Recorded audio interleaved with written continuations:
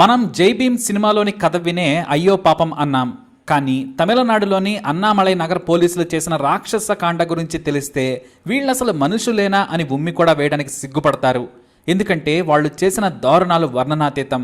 మనుషులుగా బ్రతికేందుకు కూడా అర్హత లేని నీచ నికృష్టమైన పనులు చేశారా మదమెక్కిన కాకీలు. ఈ కేసు 50 రూపాయల దొంగతనం గురించి. కన్నీళ్లు తెప్పించే ఈ కథను మీరు కూడా చూడండి. తమిళనాడులోని దక్షిణ ఆర్కాడ్ జిల్లా డెంటల్ కాలేజీ పక్కన అన్నామలై నగర్లో రోడ్డు పక్కన చిన్న గుడిసెలో నందగోపాల్ అతని భార్య పద్మిని ఉంటున్నారు. పద్మిని ఇళ్లలో పనిచేస్తూ ఉంటుంది. నందగోపాల్ కన్స్ట్రక్షన్ కంపెనీలో కూలీగా పనిచేస్తున్నాడు. కొత్తగా ఇద్దరికీ పెళ్లైంది. గుడిసెలో ఉంటూ మంచి భవిష్యత్తుపై కలలు కంటూ ఉన్నారు. సొంత ఇంటి నుంచి బయటకు వచ్చి మంచి ఇల్లు కట్టుకొని తమకంటూ ఒక జీవితం ఏర్పాటు చేసుకోవాలని నందగోపాల్ పద్మినిలు ఊహల్లో తేలుతూ ఉన్నారు. కానీ వారి జీవితం 1992 మే 30న మారిపోయింది. తెల్లవారుజామున 3:30 గంటలకు మఫ్తీలో ఉన్న ఇద్దరు కానిస్టేబుళ్లు డోర్ను కొట్టారు. నందగోపాల్ వెళ్లి తమ గుడిసె తలుపు తీశాడు. నందగోపాల్ అంటే నువ్వేనా అని అడిగాడు ఒక పోలీస్. అవునన్నాడు అతను. 50 రూపాయలు దొంగతనం చేసి హాయిగా ఇంట్లో పెళ్లాంతో కులుకుతున్నావా అంటూ జీపులో కూర్చోబెట్టారు. ఎందుకు తీసుకెళ్తున్నారు సార్ అని పద్మిని అమాయకంగా అడిగింది. పొద్దున్నే స్టేషన్కు రా చెబుదామంటూ జీపులో నందగోపాల్ను తీసుకెళ్లిపోయారు. ఉదయాన్నే 6 గంటలకు తన భర్త కోసం టీ తీసుకుని అన్నామలై నగర్ పోలీస్ స్టేషన్కు వెళ్ళింది పద్మిని. తన భర్తను వదిలేయాలని నందగోపాల్ భార్య స్టేషన్లోకి వెళ్లకుండా డోర్ దగ్గర నిలబడి బ్రతిమిలాడింది. విచారణ చేస్తున్నామని ఆ టీ తీసుకుని లోనికి వెళ్లి ఖాళీ గ్లాస్తో వెనక్కి వచ్చాడు కానిస్టేబుల్. నీ మొగుణ్ణి ఎంత తనినా దొంగతనం గురించి చెప్పడం లేదు. ఇడ్లీ తీసుకుని రాపో, లేదంటే ఆకలికి చచ్చిపోతాడని చెప్పారు. మళ్లీ 10 గంటలకు ఇడ్లీ తీసుకుని వెళ్ళింది పద్మిని. నా భర్త అమాయకుడు, ఆయనకు ఏమీ తెలియదు, వదిలేయమని పోలీసుల కాళ్ళ మీద పడింది. అయినా సరే పట్టించుకోకుండా భాష అనే కానిస్టేబుల్ మధ్యాహ్నం భోజనం తీసుకుని రా అంటూ పద్మినిని బెదిరించాడు. తన భర్త నందగోపాల్ను దొంగతనం కేసు పెట్టి పోలీసులు కొట్టారని అత్త దగ్గరకు వెళ్లి బోరున విలపించింది పద్మిని. ఆమె అత్తగారు భోజనం తయారు చేసి బాక్స్లో పెట్టి ఇస్తే మళ్లీ తీసుకుని పోలీస్ స్టేషన్కు వచ్చేసింది. ఇక ఆ మరునాడు ఉదయం ఇడ్లీలు తీసుకెళ్లి స్టేషన్లో కానిస్టేబుల్కి ఇచ్చింది. అదే రోజు తనను కూడా దొంగతనం కేసులో పోలీసులు తన కోసం కూడా వెతుకుతున్నారని నందగోపాల్ తమ్ముడు వచ్చి పద్మినికి చెప్పి భయపడ్డాడు. ఎక్కడికైనా వెళ్లిపో, లేదంటే పోలీసులు కొట్టి చంపుతారని చెప్పింది. ఇక అదే రోజు ఇంట్లో ఏడ్చుకుంటూ ఒంటరిగా పడుకున్న పద్మిని మీద ఇద్దరు కానిస్టేబుళ్లు లాఠీలతో బాది గుడిసెలో నుంచి బయటకు లాక్కెళ్లారు. భోజనం తీసుకున్నామని చెబితే ఇంట్లో పడుకుంటావా అంటూ బూతులు తిడుతూ పద్మినిని స్టేషన్లో లాకప్లో వేశారు. అయితే అక్కడ లోపల తన భర్తను చూసి బోరున విలపించింది పద్మిని. విపరీతంగా కొట్టడంతో సత్తువ లేక సెల్లో పడి ఉన్నాడు. అతని పక్కనే కలోంజీ సుబ్రహ్మణ్యం అనే వ్యక్తి కూడా ఉన్నాడు. అతన్ని కూడా చితక్కొట్టారు పోలీసులు. దొంగతనం చేసావా లేదా అంటే నీ మొగుడు చెప్పడం లేదు, నువ్వైనా చెప్పించమని ఇద్దరు ఎస్ఐలు పార్థసారథి సిద్దికులు పద్మినిని పట్టుకుని చీరలాగారు. ఇష్టం వచ్చినట్లు ఆమెను పట్టుకుని అర్ధనగ్నంగా సెల్లో పడేశారు. నా భార్యను ఏమీ చేయొద్దని నందగోపాల్ కాళ్ల మీద పడ్డా వదిలిపెట్టలేదు. ఏం దొంగతనమో కనీసం చెప్పండి సార్, నేను నా ప్రాణమైనా ఇచ్చి ఆ డబ్బులు చెల్లిస్తానని చెప్పాడు నందగోపాల్. నీ భార్యను ముట్టుకుంటే కానీ నువ్వు ఈ మాట చెప్పవా అంటూ ఇద్దరు కానిస్టేబుళ్లు కరుణానిధి భాషలతో కొట్టించారు ఎస్ఐలు. ఇక అదే సెల్లో పక్కన ఉన్న సుబ్రహ్మణ్యం అనే వ్యక్తి కూడా మమ్మల్ని వదిలేయండి సార్, పాపం ఆడబిడ్డ, ఇలా బట్టలు విప్పడం మీకు పద్ధతేనా సార్ అంటూ నిలదీయడంతో అతన్ని చితకబాదారు. ఆ తర్వాత పద్మిని జాకెట్టు చించి పైశాచిక ఆనందం పొందారు. ఆమె నడం పట్టుకుని వెకిలి చేష్టలు చేశారు. తామసలు అధికారులమని కాదు, మనుషులమనే విచక్షణ కూడా మరిచిపోయారు. నందగోపాల్ తన భార్యకు అవమానం జరుగుతుంటే చూసి విలపించాడు. ఆ చీరను విప్పేయడంతో పద్మిని గట్టిగా ఏడ్చింది.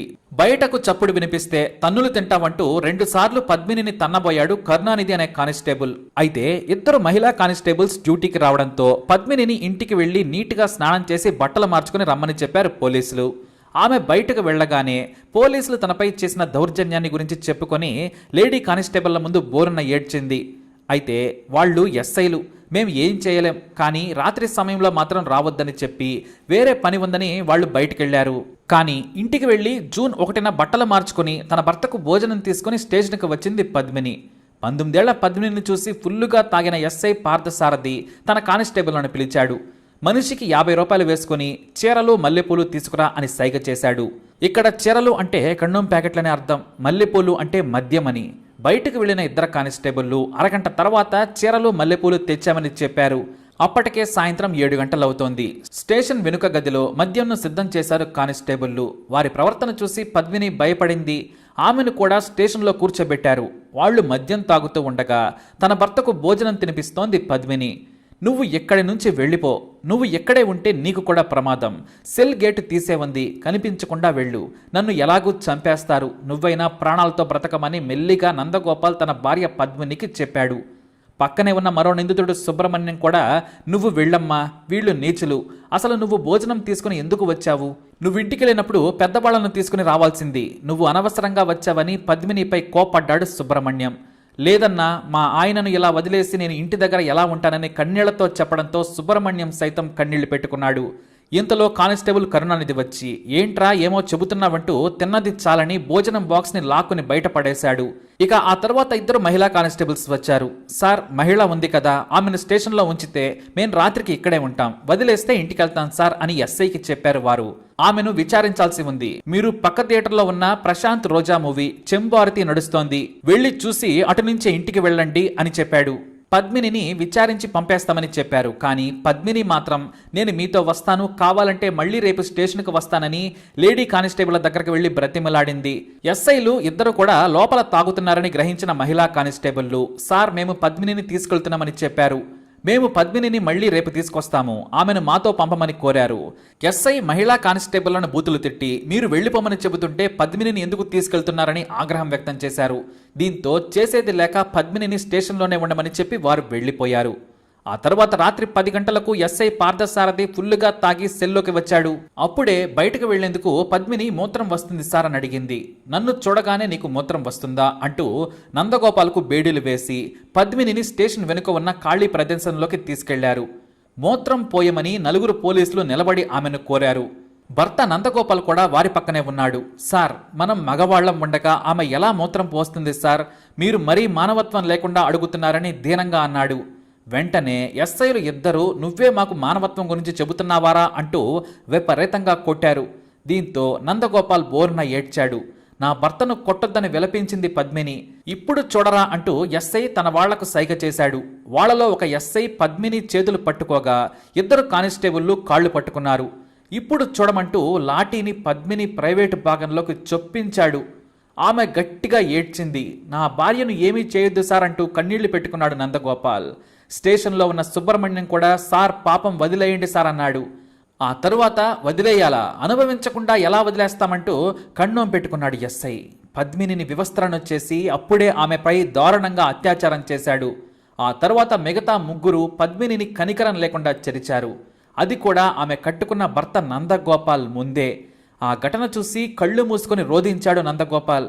ఆ తరువాత వారిని స్టేషన్లో సెల్లో వేశారు.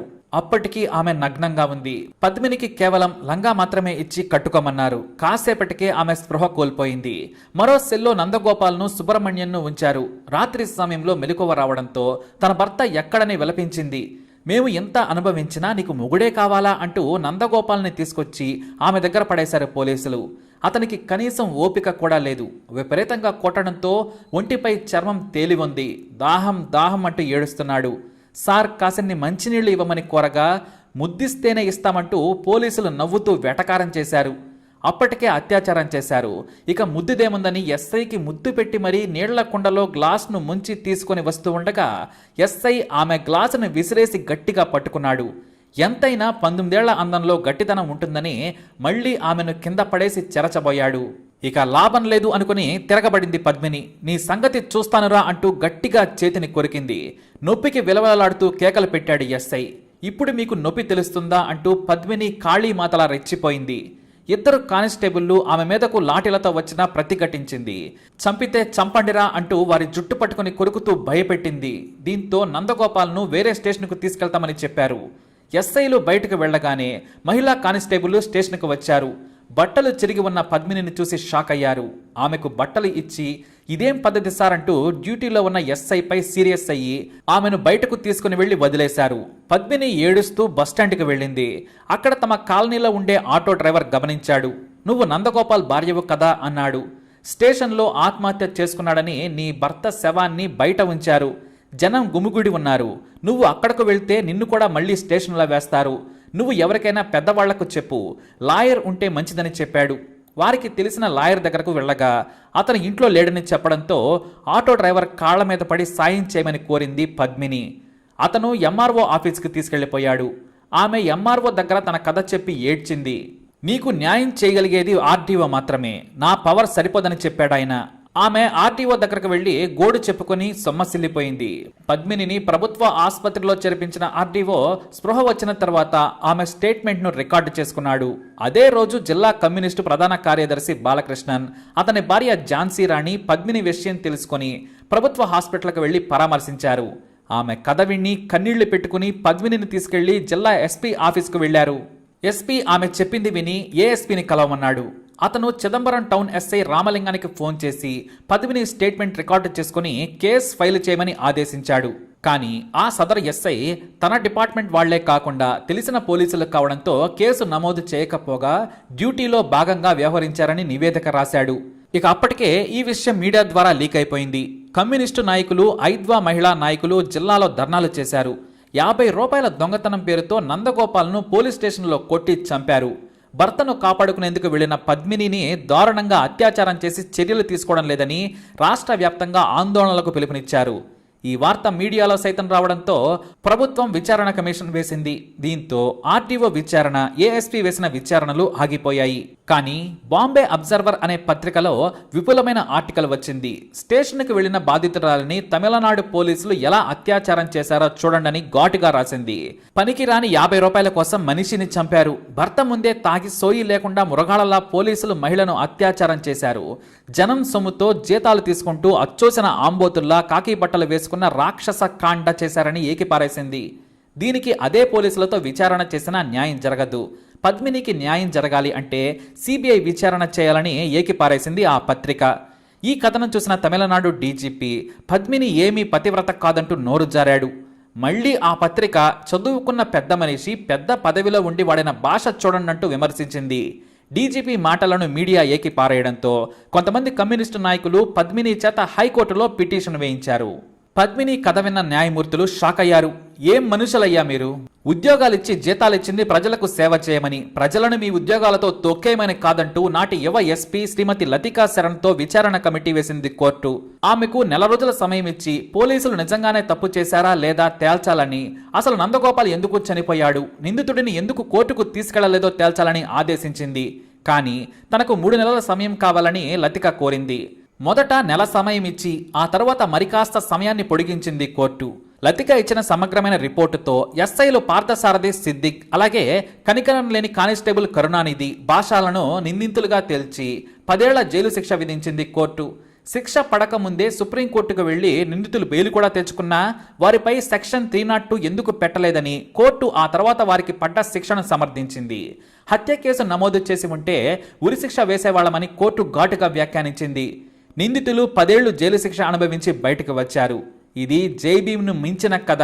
పోలీసుల క్రూరత్వాన్ని ప్రపంచానికి చాటిన నిజమైన కథ ఇది. ఒక అభాగ్యురాలి జీవితం అర్ధాంతరంగా పోలీసుల చేతిలో బలైంది. మరి వీరికి పడిన శిక్ష చాలా తక్కువని నేను భావిస్తున్నాను. మరి మీ అభిప్రాయాన్ని కమెంట్ ద్వారా తెలియజేయండి. అలాగే ఇలాంటి ఇన్ఫర్మేషన్స్ కోసం వీడియోని లైక్ చేయండి, షేర్ చేయండి, మా ఛానల్ని సబ్స్క్రైబ్ చేసుకోండి.